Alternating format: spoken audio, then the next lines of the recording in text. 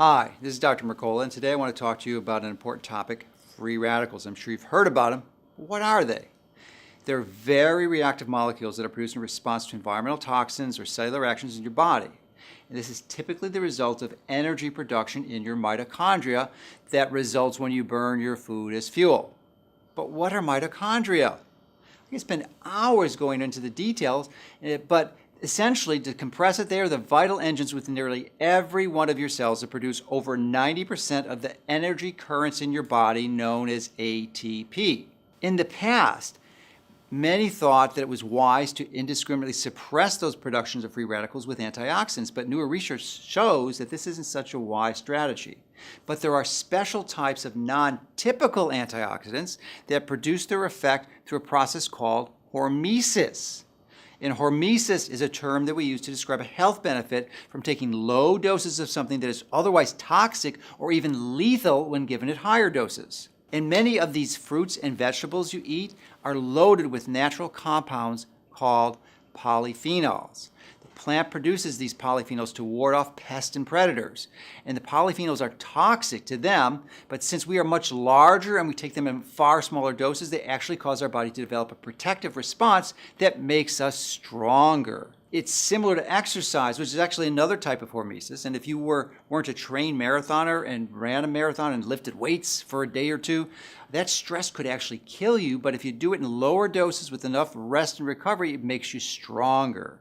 Now, you might know that one of my new passions is improving mitochondrial dysfunction because it's such a pervasive component of all health processes.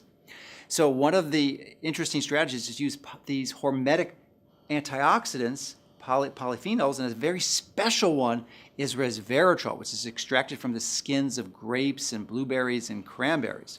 And like many hormetic antioxidants, I believe it's probably best, though, not to use these supplements every day. If you cycle it, your body is less likely to become resistant to the benefits. So, an interesting tip and strategy is take a break on the weekends. Only take it Monday through Friday. This is a strategy I've been following for a while now. But how do you know what resveratrol supplement to take? The prime source of resveratrol is from grape skins and seeds, even though it's present in other plants.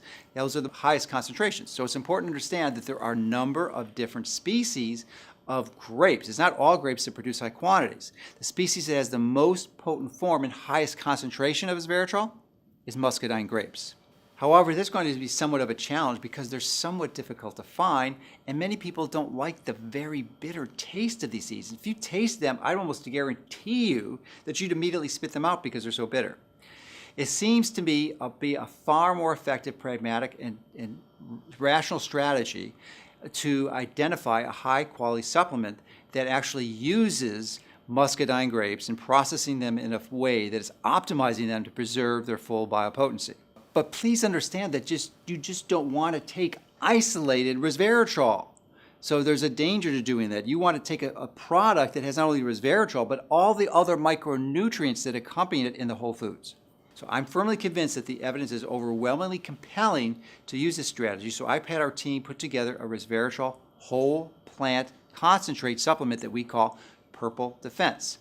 I believe the research is solid, and this seems to be a simple strategy to leverage the hormetic benefits of these incredibly useful polyphenols to help you take control of your health.